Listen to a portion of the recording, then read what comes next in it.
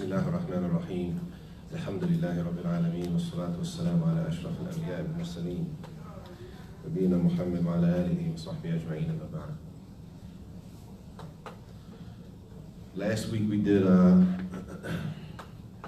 we read some different narrations about the seriousness of the Salaf in Ramadan and how serious they were regarding reciting the Quran, reading the Quran and reciting the Quran. And today, inshallah ta'ala, we'll just go through some of the manners, the adab and tilawa. When we sit to read during Ramadan or outside of Ramadan, the manner that we should be reading, what should we be doing when we're reading? Okay, what shouldn't we be doing? The different manners, the adab and tilawa.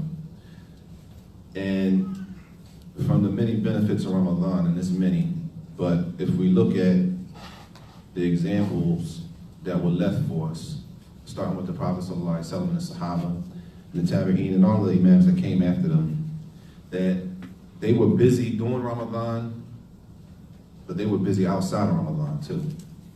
It wasn't just during Ramadan. Ramadan was a time that they took advantage of to increase on what they already had established throughout the year.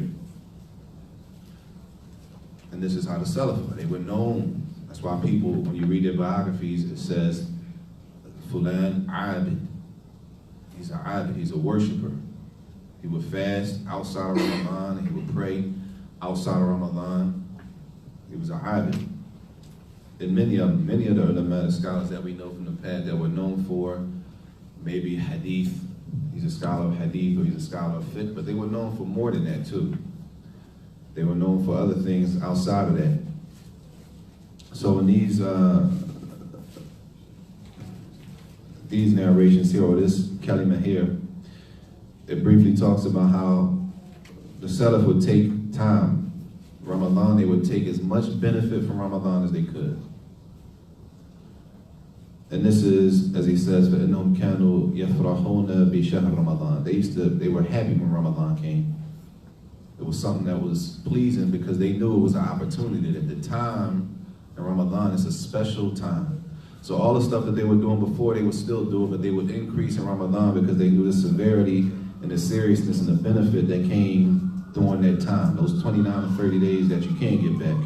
We can't get those 29 or 30 days back after they pass. So they would be happy in order that they could build on what they were already doing from khayr.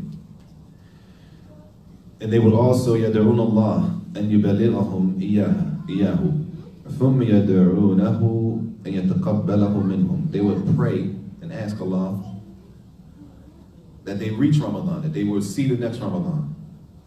And then after Ramadan, they would ask Allah, they would pray and ask Allah to accept it from them. So they didn't think because they did the whole Ramadan, they didn't miss any days that, I'm cool. I got all of them in this year, so I'm good. That wasn't the attitude. But they would pray and ask Allah after that to accept it. And these are people who are way better than us, right? Way better than us. But if you look at the mentality, the attitude, is they would still turn around and ask Allah to accept it, showing the humility and the humbleness that they carried themselves with, even though they were ulama, scholars and imams, but then after Ramadan, they would ask Allah to accept it. He says, أعظم فضيلة شهر رمضان أن الله خصه بالصيام الذي هو الركن من أركان الإسلام. One of the greatest benefits and virtues about the month of Ramadan is that Allah Jalla wa Ala specified, out of 12 months, He specified 1 month in order and made it obligatory for us to fulfill a pillar of the religion that can only be fulfilled during this month. That this pillar cannot be filled outside of this month. Fasting Ramadan is a pillar. And He made the month of Ramadan itself, He made it that we fulfill this pillar in this month. And He says this is enough to show the greatness of the month. The fact that this month is a month that we fulfill a pillar of the religion in shows how serious the month is, and shows how great the month is, the month of Ramadan. So we can't take it lightly and as if it's just another month out there, because it's not. It's a month that Allah specified and chose to reveal the Quran in. It's a month that Allah specified and chose us to fast and fulfill a pillar in this month. So it's a serious time, and therefore you find those narrations of the Salaf that they would read Quran like that. They would khatam the Quran, they would complete the Quran in 7 days, 3 days, 3 nights. Imam Shafi, rahimahullah, said he finished 60 times during Ramadan. Why would they busy themselves like that? Because they knew that time in Ramadan you can't get back. That it's a serious, serious time. So therefore they would take advantage of it. They would take advantage of the time during Ramadan, knowing that this pillar has to be fulfilled now. Knowing that the severity and the seriousness of the sin of a person who breaks the fast without an excuse. Knowing all of that, they busy themselves during the month of Ramadan with qira'at al-Quran, reciting the Quran, inside the salat, outside the salat, praying tarawih, praying the extra rak'ahs after each salat. They busy themselves with that, knowing that the time you can't get back. And we have to take benefit from that and follow the lead of those who came before us upon righteousness, who were righteous that came before us. We have to follow the lead. We have to follow their lead. And this is in following the sunnah of the Prophet ﷺ. As he would, as we all know, he was always generous. But in Ramadan, he was even more generous. He would give even more. He would give even more during Ramadan. And let's start with the Prophet ﷺ. And we read all those narrations last week about how start with the Sahaba and the Tabi'een, how they would stand in Salat, and how much they would read, and how they wouldn't leave the Salat before the Imam, because they knew the reward, that if you stand with the Imam until he finishes, that is written for you that you prayed all night. So they knew all of that, and they knew that the special time in Ramadan was the time to increase on top of that. So he says the fact that Allah chose Ramadan for the month that we fulfill a pillar, he said this is enough to show how important the month is. That you can't fulfill this pillar in any other month except in Ramadan. You can't fast Ramadan except in the month of Ramadan. And so he says that shows how important and serious the month is. Tayyib. We're going to read over some adab. Some of the things when we sit to read the Mus'haf in Ramadan. And if we can't read the Mus'haf, then maybe we should make that one of our goals this Ramadan, to learn to read Arabic so that we can read from the Mus'haf. If we can't read from the Mus'haf, or we can't read Arabic, then we should make it our goal to learn to read Arabic. It's not that difficult. Inshallah, we're going to start a class here on beginners Arabic in Ramadan. Twice a week during Ramadan, beginners Arabic. It only takes 4 weeks. By the third class, which is a week and a half, in a week and a half, you'll be reading Arabic. A week and a half, which is approximately 3 to 4 classes. By the 4th class, you should be reading on some level. On some level. And it's an encouragement so that we can sit and really ponder over the ayat and start, inshallah, a change within ourselves. Start a change within ourselves, and this will be more relatable. This will be more relatable what we're going to read.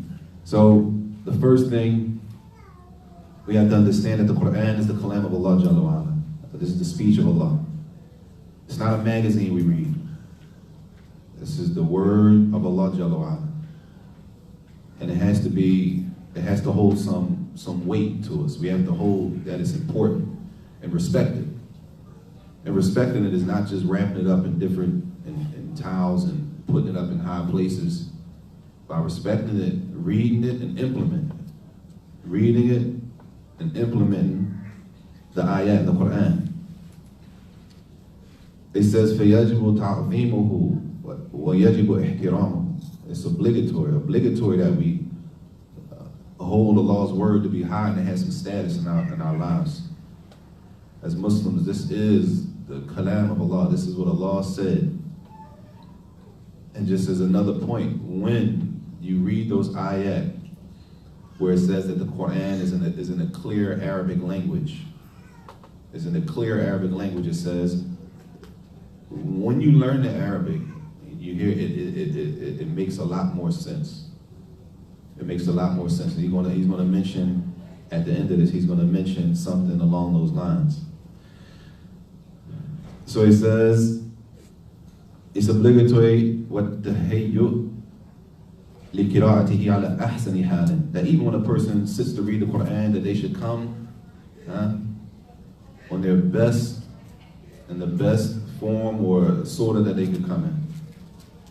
Treat it like it's something that's serious about to happen, right? Not that it's saying it's obligatory that you get dressed, but the approach to sit and read the Book of Allah, it should be something that we get ready to do is something serious. That is something serious.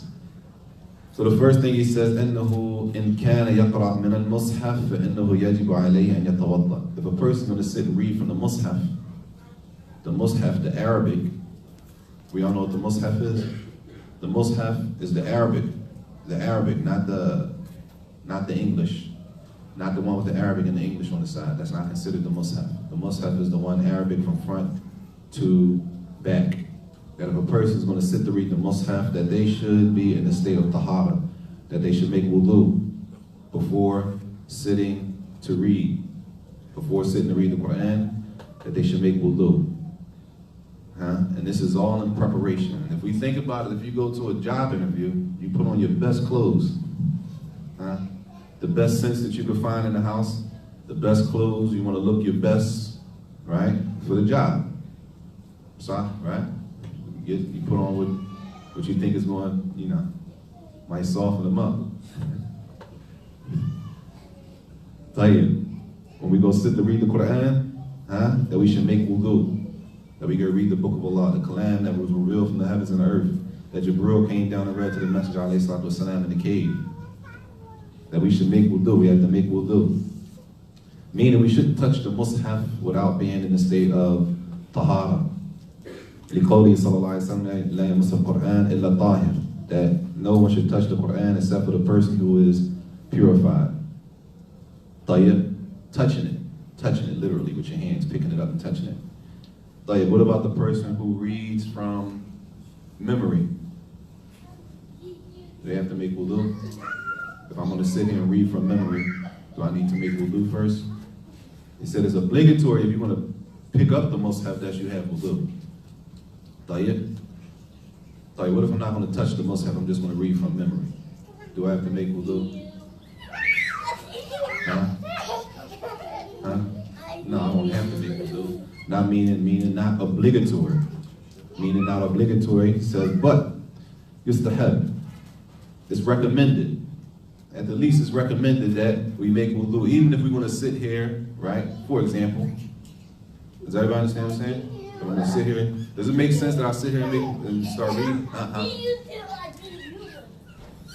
They going. Somebody come get them. Inshallah. Why would I sit here and just start reading? Why would I sit here and just start reading the Quran? In what case would I just sit here without the Mus'haf and start reading?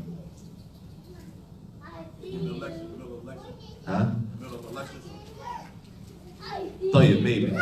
Outside of a lecture. I'm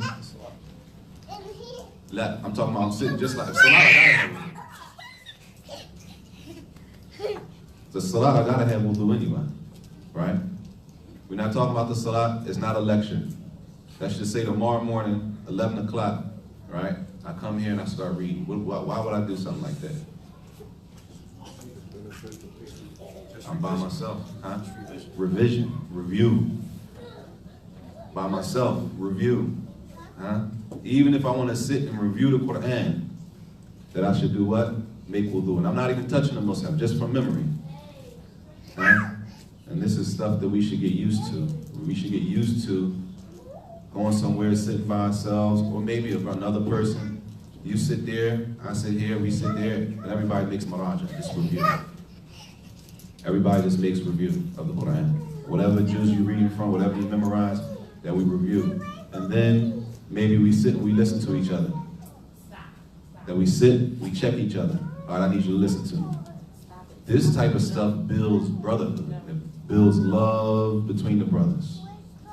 And it builds something there that I can't really explain it, honestly. But you gotta do it, and the feeling that you feel from them, you'll see exactly what I'm talking about. It's almost like brothers that make Hajj together. If you made Hajj before, you know that the brothers or the group, that the people that you make Hajj with, it's a feeling, it's a connection between y'all that can't be erased. Right? For the brothers who made Hajj, you know what I'm talking about.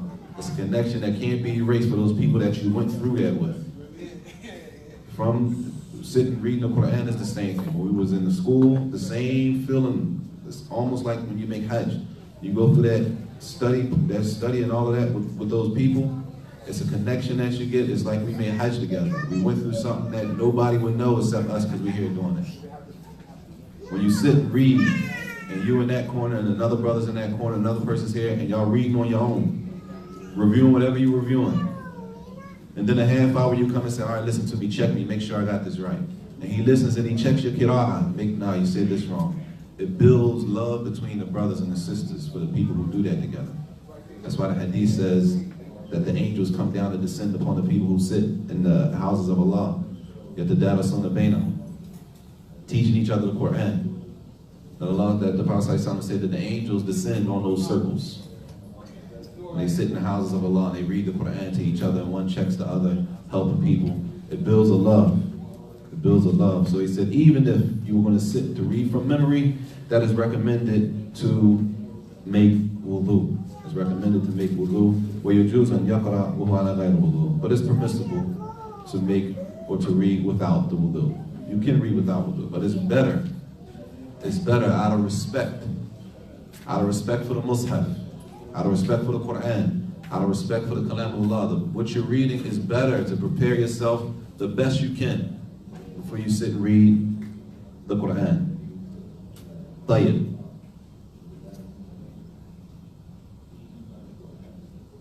He says, secondly, min adab tilawat al-Quran. From the man is to recite the Quran or reading the Quran, and yasta'idha billah min ash-shaytan ar-rajim fi bidayat al-qira'ah, fi bidayat al-tilawah. That before a person sits to read or before they start reading, that they don't just grab the Mus'haf or just start off Bismillah ar-Rahman ar-Rahim, that they firstly do what? Seek Allah's protection from the shaitan. A'udhu billahi min ash-shaytan ar-rajim. Al-isti'adha. Seeking Allah's protection from the shaitan. And you gotta be conscious. We gotta be conscious of what we're saying. It's not just something to say real quick, right? Like in the Quran classes, if you start off in the Quran class, one time we was in class, a brother just started off, the sheikh told him to read. He said, Bismillah ar-Rahman. A'udhu billahi min ash-shaytan ar-rajim. A'udhu billahi min ash-shaytan ar-rajim. Just want to get to the surah real quick. La. A'udhu billahi min ash-shaytan ar-rajim. All right, now the surah. La, the isti'adha is a dua, seeking Allah's protection, because reading the Mus'haf, or ibadah, is worship. Huh? So as soon as you start reading, and if you haven't experienced this, then inshallah, it'll be something you experience. Well, not like that, but when you sit, and we all experience this, as soon as you sit to read and get some benefit, what happens?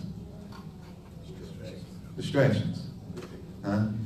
Something happens, you're tired, somebody in the house calling you, now somebody needs something, text messages coming through. And a lot of times, probably most of the time, it can wait. More than likely it can wait. It's really not that deep. More than likely, whatever she needs, it can wait. Usually it can wait. Whatever the kids need, usually it can wait. Right? And that's the point of the isti'adha. That we seek Allah's protection from the shaitan so that he doesn't come and distract us when we start to read. As soon as we try to get that benefit by reading the Kalam of Allah, the Book of Allah, something happens. A text message comes, bing. You've been reading for 10 minutes, a text message comes in. 2 minutes go by, 4 or 5 minutes go by, your wife calls you. Right? She's looking for something in the house, so your wife calls you. right? A couple minutes go by, the kids bust in the room. They need something. It's not really that serious. They don't really need anything, but it stops you, right? Same thing for the sisters. She sits down to read. As soon as she sits down to read, the baby buzzes in the room. Boom. Right? The isti'adha is important. The isti'adha is important. And that's why Allah told us in the Quran. And this is in Surah Al-Nahl. In Surah Al-Nahl, ayat 97. قال تعالى فإذا قرأت القرآن فاستعذ بالله من الشيطان الرجيم.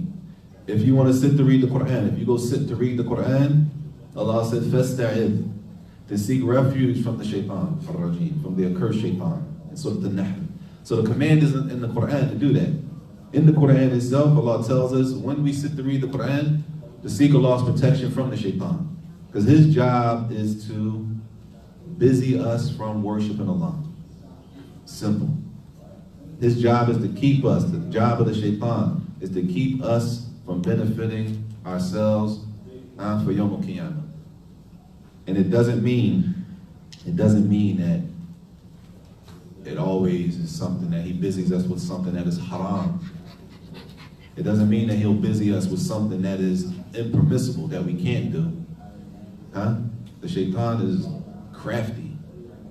He might busy you with something that's permissible. It's permissible to do it. But he busies you with that till you go overboard in doing that and you leave no time to benefit yourself in your religion.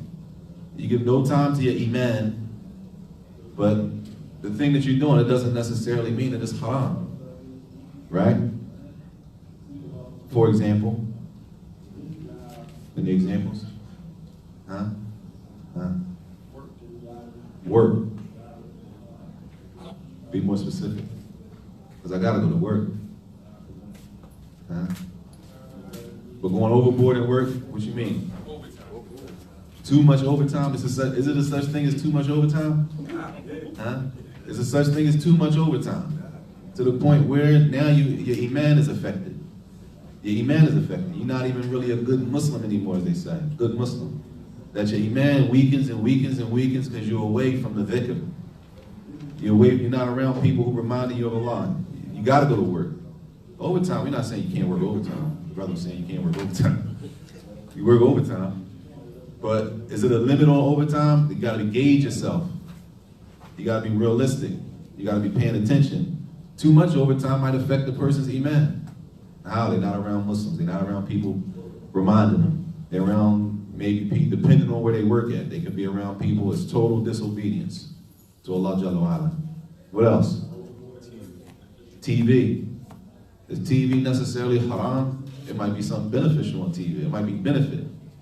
Right? But to spend all your time in front of the TV, leave no time to make maraja or review or sit with your family or talk to your kids, right? Where he pushes you to go overboard. Then say, what? Well, it's not haram what you're watching. It's National Geographic. It's animals, the creation of Allah. You're looking at Allah's creation and how Allah created them, right? Gee, right? But it can go so far where a person leaves off things that are more important. Things that are more important. Or, I always got to use this, working out. Because we're in the time of health, we're on a health kick. Working out is mumtaz, jade. It's good. But to go overboard, but that's all the free time goes into that. Like, where's the time for building up a person's heart and their iman? And Ibn al-Qayyim, rahimahullah, he got a book discussing this called Talbis Iblis. Talbis Iblis, the deceptions of the shaitan. And he talks about how the shaitan comes in from different avenues. And a lot of the avenues, that he even goes to the scholars. It doesn't necessarily mean that the shaitan always comes through something that is haram. It could be permissible, but a person goes overboard in something that is permissible. Tayyib. He says, where Allah told us in Surah Al-Nahl to seek refuge from the shaitan, he says, ذَلِكَ لِأَنَّ الشَّيْطَانَ يَهْضُرْ عِنْدَ الْقَارِي لِيَلْبِسَ عَلَيْهِ الْكِرَاءَ وَيُشَوِّشُ عَلَيْهِ وَيَصْرِفُهُ عَنِ التَّدَبُّرِ. Because the shaitan comes and he does what? tries to busy the person when they sit to read, and try to distract them and take away from them pondering and thinking about the ayat and the meanings of the ayat.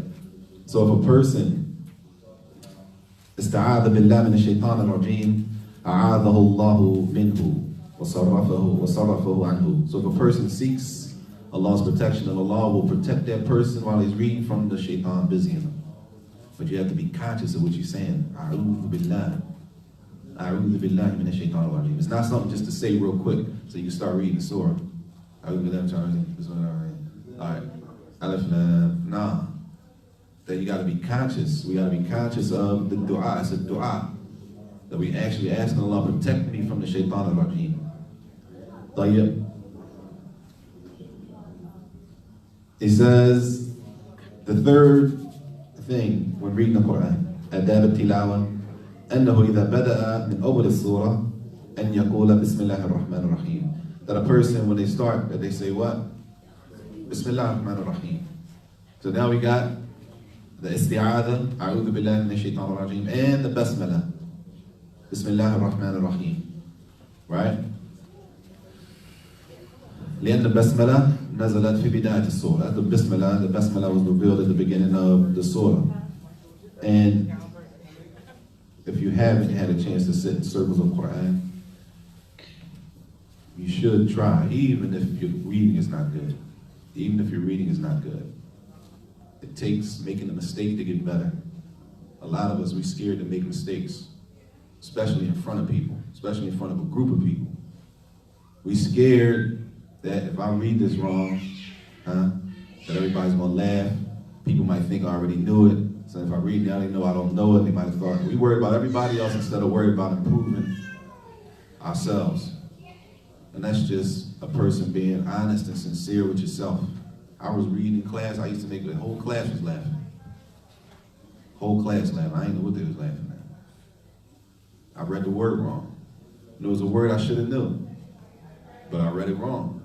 Like, teacher was laughing. Because the meaning changed to something else. And the meaning, the meaning was way off. The way I read it, the meaning was way off. I wasn't making a mistake on purpose, but you make a mistake, you learn, you move on. And that's a humbling situation. It humbles you. It humbles you. It removes that arrogance and that pride that I got it. And it really humbles you. And if you sit in them circles, the Quran, we used to sit in circles, they used to make us sit with the kids. And they on Ali Imran. We back in the beginning, they like, no, you gotta go back to Juz Amma. Your Juz Amma is shaky. And the kids, like his age, how old are you? Kids his age, they on Surah Al-Hajj and Maryam. They're in the middle of the Mus'haf, almost finishing. They would tell us, yeah, go, all right, sit over there with them. You gotta make sure your Juz Amma is tight, and then we'll keep moving, inshallah. Right? And we be over there sitting with kids. Literally. Kids like our age, like these boys walking around, we be sitting with them. They say, Sheikh, you ready? All right, y'all move over. They would let us go first, but they sit you with kids, and it's humbling. Makes you, all right, let me pipe down, relax. It's a humbling situation. طيب من آداب التلاوة ترتيل التلاوة. الترتيل معناه التأني في التلاوة وعدم السرعة. That a person reads with tartil. A person reads without rushing. It's not a rush. It's not a race. It's not a race that we're reading with tartil. Therefore, the brother who does read like that with tartil, it's not something that's a problem. It's not a problem. He's not doing too much. He's not overboard because he reads with tartil. Right? This is khair. He says, وَإِعْطَاءَ الْحُرُوفِ حَقَّهَا مِنَ التَّجْوِيدِ حَسْبَ اسْتِطَاعَتِهِ. And that a person reads with tajweed, knowing with the rules, the best to your ability. To the best of your ability, you want to make sure when you read every harf, every letter with every vowel. It's from adab. Now we just read the safha, see how fast you can read the page in a minute. That you read, and you read every vowel there. You pronounce everything. Everything is pronounced correctly. He says, Al-Muhim أن يترصد في القراءة فيقرأ آية آية. What's important is that a person doesn't rush, but they read ayah for ayah, verse for verse, verse for verse, verse for verse. There's no rush. There's no rush. ويقف على رؤوس الآيات, and that you stop at every ayah. You stop at every ayah. Not to say you can't connect it, but to think. Stop at every ayah.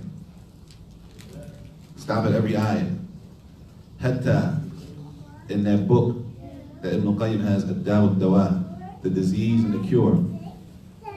In the book, The Disease and the Cure, by Ibn Qayyim, rahimahullah. Ibn Qayyim mentioned, rahimahullah, that we know that the Quran is a cure. And he said one time he was in Mecca, Ibn Qayyim, rahimahullah. He was in Mecca. He was sick. He was in Mecca and he was sick. And he couldn't find a doctor. He couldn't find a doctor for his sickness. So he said he cured himself with the Quran. He cured himself with the Quran by reading the ayah on himself. And in that book, it talks about curing yourself from sicknesses, not just body sicknesses, sicknesses of the heart, with the Quran, by reading the ayah over and over and over and over and over, and using it as a form of healing the heart from specific sicknesses. طيب. He says, stopping on every ayah. Assalamu One of the sisters got to come get these baby girls, inshallah. Get them, inshallah. طيب. Reading slowly. It's not a race. It's not a race. Even if we're sitting in here and everybody's in a different corner doing maraja, he's reviewing here, he's reviewing here. It's not a race to see who can finish first. The point is a tadabbur, pondering over the ayat, making sure we're pronouncing it correctly, making sure we're giving all the huruf their rights. Right? That's from adab, that every harf has a haqq. Every letter is supposed to be pronounced a certain way. From adab is that we slow down and make sure we pronounce everything is supposed to be everything the way it's supposed to be pronounced. طيب. Next, من آداب التلاوة أن يحسن صوته بالقرآن. That a person beautifies their recitation. That a person beautifies the recitation. There's nothing wrong with beautifying the recitation. As he says, when the recitation is beautiful like that, it causes a person to want to hear it more. A person wants to hear more. Right? Al-istima', they want to hear more. Do you ever pray behind somebody and you say, man, I ain't want them to stop? Huh? You don't want them to stop from the soap, from the sound. That's from the adab, that a person, it encourages them, it invites people to want to hear more of the words of Allah subhanahu wa ta'ala. Right? It doesn't say you got to sound like this one, you got to sound like this one, but the fact is, the beautification of the voice is not an issue. That's not a problem. That's good. It's not that somebody's going overboard. Now, if they're going overboard in the qira'ah, the way they're doing, that's something different. The idea of beautifying the recitation is from adab al-tilawa. And this is why in the hadith, as he says here, that this, in the hadith where the Prophet ﷺ told one of the Sahaba, he told him, iqra alayya. He told one of the Sahaba to read to me. He told one of the Sahaba, read the Quran to me, read to me. So the Sahabi said, you want me to read to you? You want me to read the Quran to you and the Quran was revealed to you?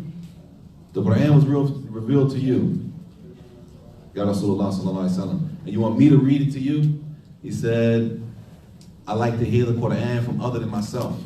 I want to hear somebody else recite it. Husn is-sawt, that the voice is good, encourages people to want to hear more. Tayyib. It says, من آداب التلاوة كونه يراعي من حوله. That if we're sitting in here right now, is that, yes, reading the Mus'haf is good. All of this is from the, but we got to pay attention to the people that's around us. So even if you're reading the Mus'haf and there's somebody else over here reading the Mus'haf. You don't raise your voice so that he can't even hear his own recitation. Or she's next to you, she can't even hear what she's reading because you're so loud. Or he says, even if it's a person in the room sleeping, that you don't raise your voice and say, man, I'm reading Quran. They need to get up. They need to get up anyway. Right?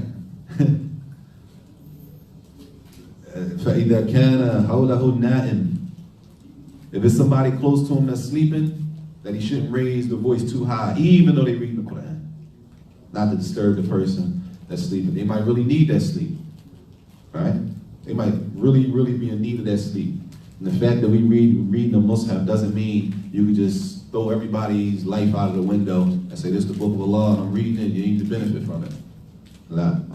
So that you got to pay attention to the people around you, if it was somebody sleeping, if it was another person reading.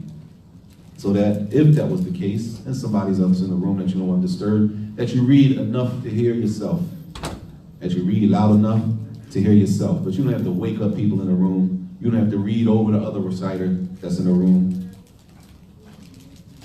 Let alone if there's people in here reading and somebody gets on the microphone, while everybody's in here doing what they're doing, and just read, disturbing everybody else. طيب. ومن آداب التلاوة بل من الواجب. What's obligatory is that a person أن يتجنب اللحن الذي يخل بالقراءة. A person stays away from reading or reciting mistakes. Reading or reciting mistakes, right? Meaning they change a dhamma to a fatha, or they change a fatha to a kasra, right? And that comes from a lot of different things. It could come from being lazy with the tongue. It could come from not learning the correct way to pronounce the letters. So when you say this, you're trying to say a fatha, but the pronunciation is weak, so it sounds like a kasra. Right? And if we don't know what fatha, kasra, and dhamma is, inshallah, this Ramadan we should learn what a fatha, kasra, and the dhamma is. And it's going to be a class here for the brothers. There's going to be a class here for the brothers, inshallah, for beginners Arabic. Where if you don't know what a fatha, kasra, and dhamma is, you can come and learn what a fatha, kasra, and the dhamma is. Point being that these vows are serious and they're important. And they're put there because if you change a vowel, depending on the word, you can change the whole meaning of the sentence, of the ayah. So, it's a serious thing. He said this is wajib, this is obligatory. And that's why the Quran is not learned by just sitting on the corner by yourself, or just listening on YouTube only, right? Or just only. No, the Quran, you gotta go read it to somebody. Make sure you're saying the Quran. You gotta go read it to the sheikh. You have to read it to the teacher. Teacher has to make sure you read it right. The Quran is all over the world. People all over the world memorize the Quran. Exactly on the page, exactly Mus'haf we have, the same thing that we read, everybody across the world read the same exact thing. If you make a mistake, and that's the beauty and that's the ni'mah of the Quran. That nobody can just come and slide something in. It's memorized from Al-Fatiha to Ad-Nas. Not just Arabs memorized it. People from all over the world. That if somebody tried to come and just change something, it's not that easy. It's not that easy. And I'll never forget, it was one time we were sitting in class on break, and a brother was reading Quran, and he was sitting in the first chair. He was in the first chair right here, he was asleep. I was in the second chair behind him, reading. I wasn't reading Quran, I was reading another book. The first chair, the brother was asleep. I was in the second chair, and the brother in the third chair was reading from the Mus'haf, reviewing. But he was reviewing out loud. So it's a classroom full of people. He's sitting over there by the window, reviewing. But he didn't have the Mus'haf, he was reading from memory. So he was reading the surah, so I'm in front of him reading. And he got to an ayah, and the brother in the first chair jumped up out of his sleep. And he turned around and he said, "You made a mistake. You sleep." So the brother that was reading told him, he screamed on him, man, you sleep, you sleep. So they start arguing. So I'm telling the brother, they like arguing. They like arguing, really arguing. So he like, the brother's name, Hassan, that's my man. Hassan. I said, Hassan, man. Hassan's from Britain. I said, Hassan, you was asleep, huh? Come on, man. You was asleep. Hassan said, I'll never forget it. He said, bro, I was asleep, but I heard him. I said, khalas. Like, I didn't hear him. I wasn't paying attention. He said, I was asleep, but I heard him. That it's not that easy that a person just come and change and throw a word in. It's not that easy. And he had some difficulty in the Arabic program. His Arabic, he wasn't the strongest in the class. But when it came to the Quran, the ayat, he said, I was asleep, but I heard him. He made a mistake. He made a mistake. I was asleep, but I heard him. I'm going to at least stop right there. It's not that easy to change this. Changing those vowels is supposed to be kasra, that's serious. You can change the whole meaning. You can change the whole meaning as some groups of the Ahlul Bid'ah, they try to do in some ayat. They want to change the harakat, they want to change the vowel. Because they know if they change the vowel, it changes the meaning. If it changes the meaning, it fits what they're trying to say. It fits their belief, it fits their aqeedah if they change that fatha to a kasra. That's how serious it is to read with dhabt, exactly how it's supposed to be. It's not extreme, it's not overboard, it's called precision, being precise. Not just reading because for the sake of reading, it's to fill up the time. طيب. He says, وَمِنْ أَعْظَمْ آدَابِ التِّلَاوَةِ, and this is the last one, from the greatest things, or the greatest form, or the greatest thing when it comes to reciting the Quran, التدبر والتأثر بمعانيه, reflecting over the meanings, understanding what we're reading. And if we say we don't know Arabic, they have books word for word. It's a Quran, word for word. It'll tell you what each word means. It'll word for word translated. Hatta we understand, what am I saying in this verse? What am I saying? I read this surah all the time, and I really don't know what I'm saying. Right? That's the importance of tafsir. The explanation of the ayat, Ibn Kathir, Imam Saadi's book, them short books, is important. It gives us the understanding, what am I reading? I read Al-Fatiha every day. All them salats I read Al-Fatiha. What does it really mean? Ihdina sirat al-mustaqim. Not the translation that's in the noble. What does that necessitate? What comes under that? A tadabbur, reflecting over the meaning of the Quran. So he says, فَلَا يَكُونُ الْمَقْصُودُ هُوَ خَتْمُ الْقُرْآنِ وَالْمُرُورَ عَلَى الْآيَاتِ وَالسُّورِ بِالسُّرْعَةِ مِنْ غَيْرِ أَنْ يَنْتَفِعَ. So the intention shouldn't be to hurry up and read. To hurry up and read so that I can hurry up and finish. Right? And then I don't even benefit from what I'm reading. The intention should be a tadabbur. What is Allah saying in this ayah? What's meant by this? When this was revealed, where was the Prophet ﷺ? What's the story behind it? What did the Sahaba understand when this ayah came down? The ayat al-hijab. We all know the ayat, the verses about the women having to wear khimar and having to cover. How when those ayat came down, how did the Sahaba, the female Sahaba, when the ayats came down, how did they react to the ayat? They heard those ayat, they start tearing, they grabbing, they trying to implement the ayat. I'm going to implement it now. When the ayat's about alcohol being haram, what they do? They said they poured the alcohol in the streets of Medina. They said it was rivers of alcohol flowing in the streets of Medina. Sahaba. When it came down, they wanted to do it. They wanted to do it. They wanted to act on it. They said the streets of Medina had rivers of alcohol flowing through it.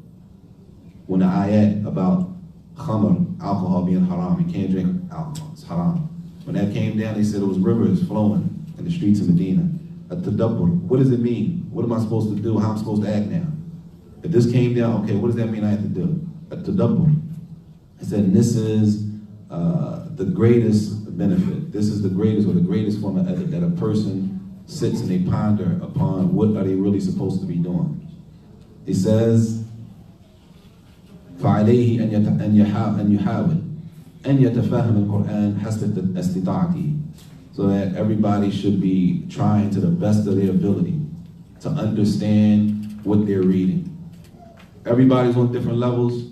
It don't mean that everybody's going to be on the same level, but a person tries to the best of their ability to understand what is Allah Jalla wa Ala saying in this verse. He says, وَإِذَا صَلَحَتْ نِيَّتُهُ فَإِنَّ اللَّهَ جَلَّ وَعَلَى يَفْتَحُ لَهُ بَابَ الْفَهْمِ وَيَفْتَحْ لَهُ بَابَ انْتِفَاعِ بِالْقُرْآنِ. If a person's intention is sincere, if a person is sincere and they're reading of the Quran and they're trying to understand, this is Allah open the fahm for them. Allah will make them easy for them to understand. If the niyyah, if the intention is sincere, if a person is sincerely trying to understand, then Allah is going to make it easy. Then Allah will make it easy for him. As Allah said, أَفَلَا يَتَدَبَّرُونَ الْقُرْآنِ أَمْ عَلَى قُلُوبٍ أَقْفَالُهَا. Don't they ponder over the Quran? Don't they reflect? Don't they reflect over the meaning of the ayat? Don't they sit back and think, what does this ayat mean? Or do they have a seal on their hearts? Do they have a seal on their hearts that's preventing them from understanding the Quran? That's in Surah Muhammad, ayat 24. So lastly, the Quran فيه أشياء واضحة يعرفها العامي والمتعلم. Its verses in the Quran, they're clear. The general Muslim walking around knows it. The learned scholar knows the meaning of it. Some things are clear. Some things, and it's a lot of things in the Quran. They're clear. You don't have to be a student of knowledge to understand it. It's clear in the Quran. And there's a lot of things in the Quran like that. You don't have to be a sheikh and a scholar to understand certain things in the Quran. And there's a lot of things that it doesn't take. We're not knocking scholarship. And point being, Allah said that it's clear Arabic language. Right? It says, like, for example, the dhikrun now, where Allah mentions the hellfire. You don't have to study the hellfire, it's clear, hellfire. Or Allah mentions paradise. Or dhikr al-adhab, punishment. Allah mentions punishments in the Quran.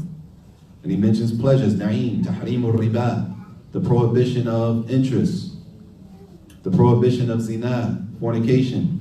These things are clear.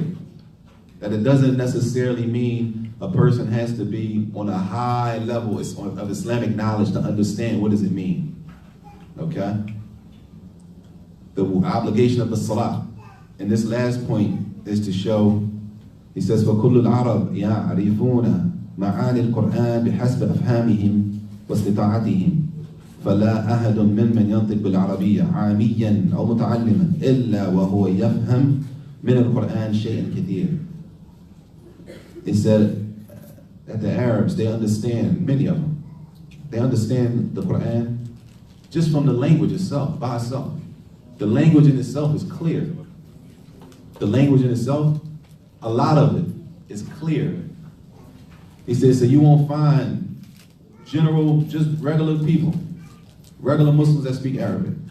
You'll find that a lot of the stuff in the Quran, even though we might look at him and say, my man, shout out. But a lot of the Quran is clear. They understand a lot of the Quran based on the language by itself. Just on the language. And that's why, if you read the seerah of the Prophet ﷺ, the Arabs of the Quraysh, they didn't believe. They weren't believers. But when the Prophet ﷺ, when he went and he read the Quran to them, they understood the meaning of the Quran. They didn't need tafsir. They didn't need tafsir. They understood it from the language by itself. They understood what La ilaha illallah meant from the language. They understood that meaning, the way that it's structured in Arabic, it necessitates that we can't worship any of these other gods. They understood that just from the language. That's why they said in the ayat, where Allah said in the ayat, they said, are you saying, that we have to worship only one God? That we have to do away with all our gods, we got to worship one God? That's strange. They didn't need tafsir and shurut la ilaha illallah, the conditions, all the stuff that we're using. They understood it from the Arabic language. And they understood that the Quran wasn't from a man, from the Arabic language. That's why they said what? Sahirun or Majnun. They said about the Prophet ﷺ. They said either he's a magician or he's what? Majnun, he's crazy. Why? Because that can't be from a man. It's important to know that the Arabs, their thing was poetry. Poetry was their thing. So they would go down to the Kaaba, and they would read poetry, like battle with poetry. And while he's reading poetry, everybody is listening. He's reading his poetry that he wrote, his own self. He wrote 100 lines of poetry. He comes down the first day to read his 100 lines of poetry to everybody on the Kaaba. He's sitting there listening, but he's memorizing his poetry right now. They knew poetry. This is what they did. This is what they did. Poetry was their thing. So when the Prophet ﷺ came and he read the Quran, they say, hold. That's not poetry. You can't do that. A man can't do that right there. The Quran, that's not man-made. A man can't do that. So either one of two things. He's trying to put magic on us. So they got to attribute it to something. It's Kalam Allah. He's trying to put magic on us. So he's a magician.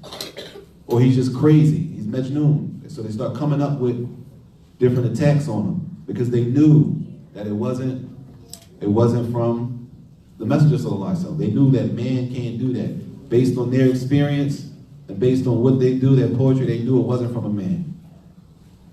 And that's the importance of the language by itself. The language by itself necessitates that a person who knows the language, you'll hear the Quran read, and you'll understand a lot just from the language. Not to say you don't need tafsir, but the point being is that the tadabbur, the ayahs that are clear and wadiha, and there are many of them that we can benefit from. And I just encourage everybody to try to learn to read the Mus'haf in Arabic. As it's not as difficult as the shaitan tries to deceive us and make us think it is. It's not that difficult. It takes work, it takes consistency, and it takes the desire to want to do it, but it's not impossible. It's people all over the world doing it. It's nowhere near impossible. So we'll stop there, inshallah ta'ala. Any questions?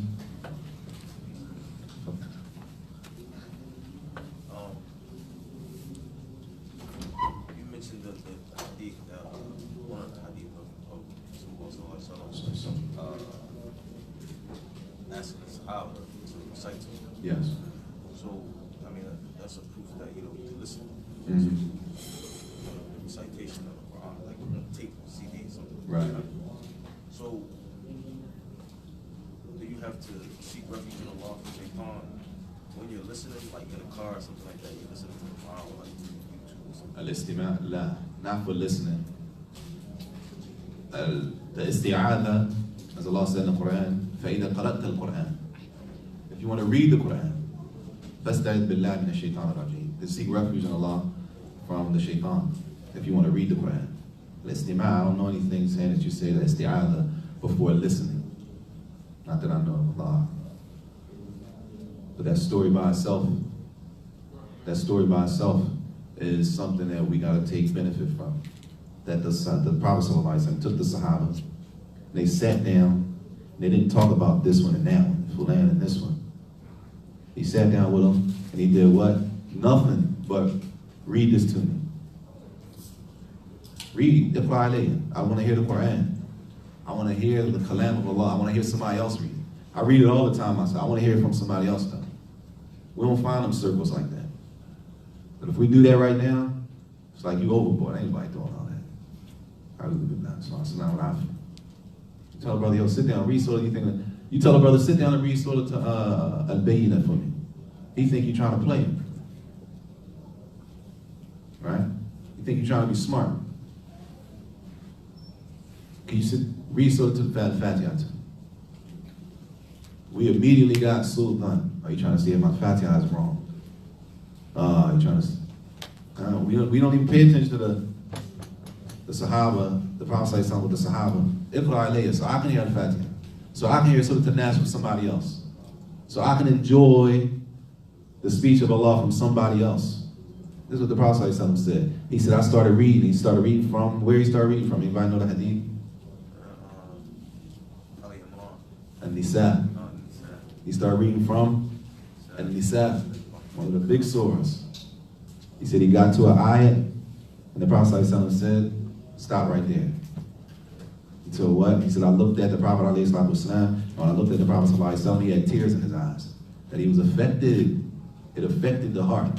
Understanding what Allah said. That ayah was, Allah said, how is it going to be when I bring the messengers and they will bear witness against their people, and I bring you as a witness over your people, Yom Qiyamah. When he got to that ayah, he told him, that was enough. That's enough right there. Sahaba said, I looked at him, he had tears in his eyes. Because he was affected by the Quran, affected by the tilawah, affected by the meaning. This is the sunnah. But this is from the sunnah that we don't, that's like, who doing all that? The attitudes, who does that? Who sits and read a sword or something to your brother? Who sits and requests? Who says to that, can you read this to me? I want to hear you read this. We think immediately the guards go up. Are you trying to check my jump? Are you trying to check me? I know that sword. No, I know. And if we don't know it, alhamdulillah. If we don't know it, alhamdulillah, we learn it. But all that comes with trusting the brothers. Trust.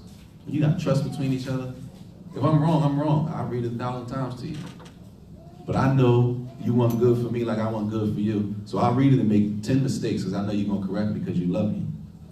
That's all. Let me stop there. Any more questions? Fuck.